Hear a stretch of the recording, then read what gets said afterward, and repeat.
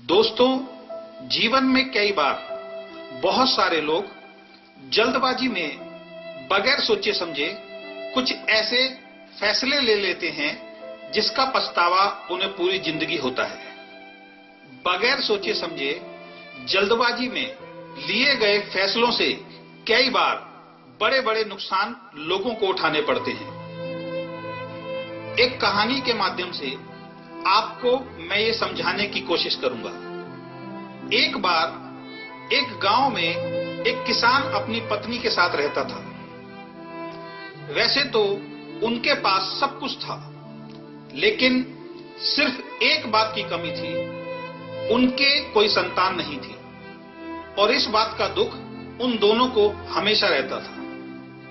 वो दोनों हमेशा लोगों की भलाई के लिए काम करते थे, कभी भी किसी के बारे में गलत नहीं सोचते थे।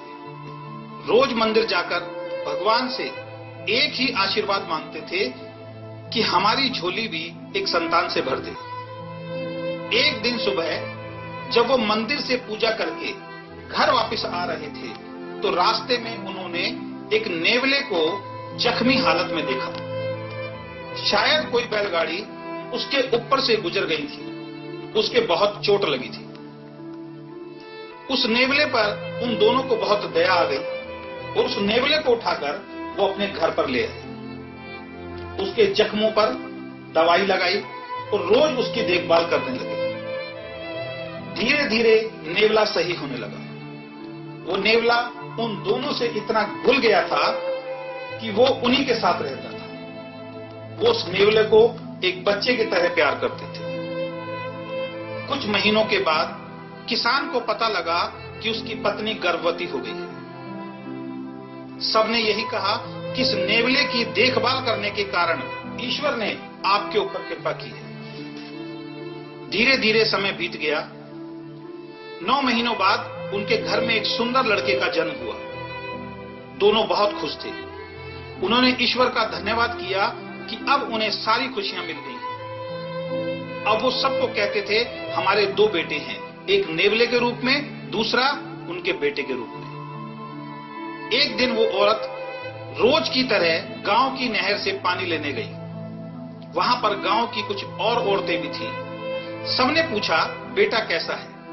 उसने कहा बहुत अच्छा है, अभी घर पर खेलता हुआ छोड़ के आई हूं। एक औरत ने किसान की पत्नी से पूछा घर पर कौन है? तो उसने जवाब दिया कि मेरा बेटा और दूसरा बेटा नेवला दोनों हैं, घर पे ताला लगाकर आई हूं। तभी वो औरत बोली कि एक नेवले के साथ अपने छोटे से बच्चे को कमरे में बंद करके आई हो, अगर नेवले ने उसे खा लिया या काट लिया तो क्या होगा? आखिर है तो जानवर ही।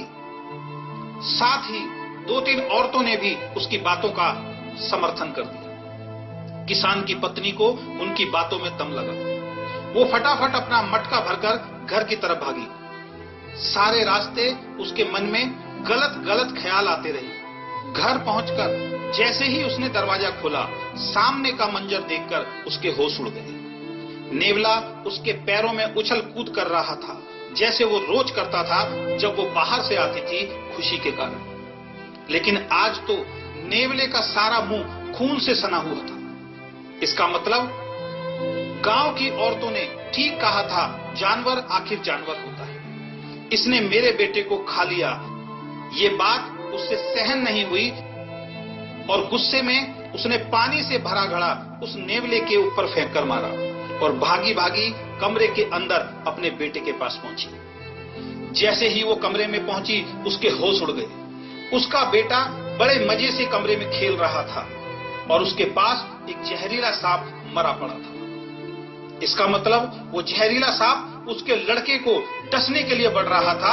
तब नेवले ने सांप को मारकर उसके बेटे की जान बचाई थी। उसके पैरों के नीचे से जमीन खिसक गई।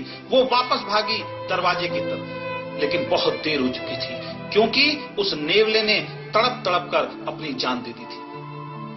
दोस्तों, इस कहानी से हमें 2 मैसेज मिलते हैं। पहला, जब लोग आपको कुछ बातें बोलें तो तुरंत उनकी बातों पर विश्वास ना करें, अपना भी दिमाग लगाएं। और दूसरा, जल्दबाजी में फैसला ना लें। अगर फैसला लेना ही है तो कुछ देर सोच के ले।